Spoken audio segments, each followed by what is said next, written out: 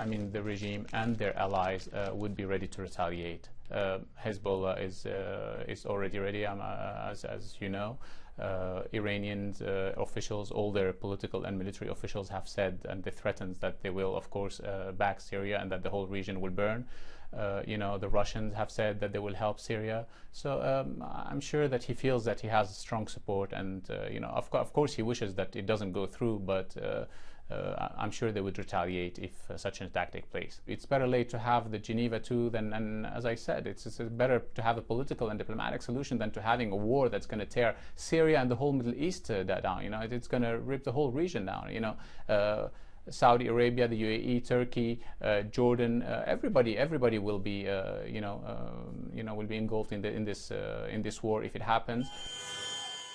I think that the United States and Western countries should first wait for the United Nations report to be sure and establish the facts of who was responsible and who was behind this chemical attack, and get the facts right, because until now we don't even have the number of casualties right. As you've heard, the United States gave a number of 1,400, France 281, Britain 350, the Observatory for Human Rights said 500. It's really a shame. I mean, it's not a bidding process. This is something serious, and we should make sure of the facts before going down that road, which will lead the whole region into complete disaster, complete catastrophe.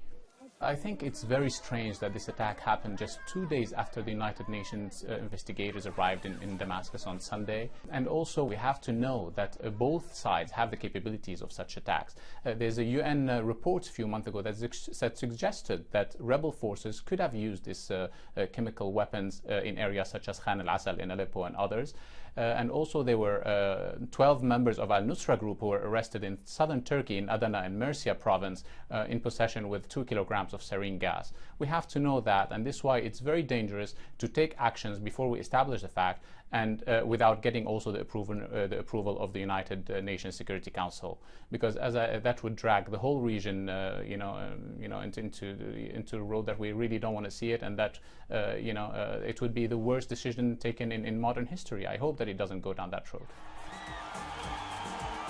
We've been telling him from the beginning that he should have moved towards democratic changes. He should have already called and allowed democratic parties to exist, and blocking these Islamist rights in Syria, those Al-Qaeda, Al-Nusra, whatever other groups. Unfortunately, he did not listen as usual. Unfortunately, he has allowed this to drag on. He has allowed all this interest in the regional interest to take part, and started arming and inciting sectarian violence, sectarian hatred.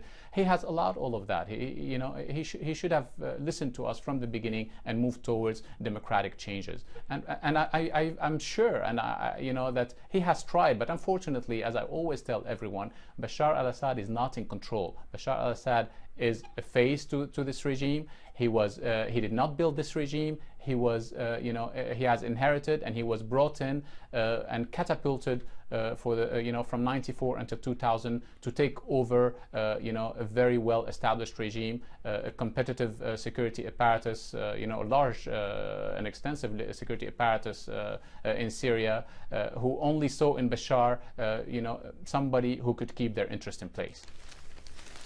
My formula would be to have this Geneva II conference, to put all our effort in Geneva II conference, bringing all parties, not just the regime and the coalition, who both of them do not represent the Syrian people, all secular parties and all parties who believe in our universal values. And this strike should be called off. This should not happen, because this would drag the whole region into an inferno.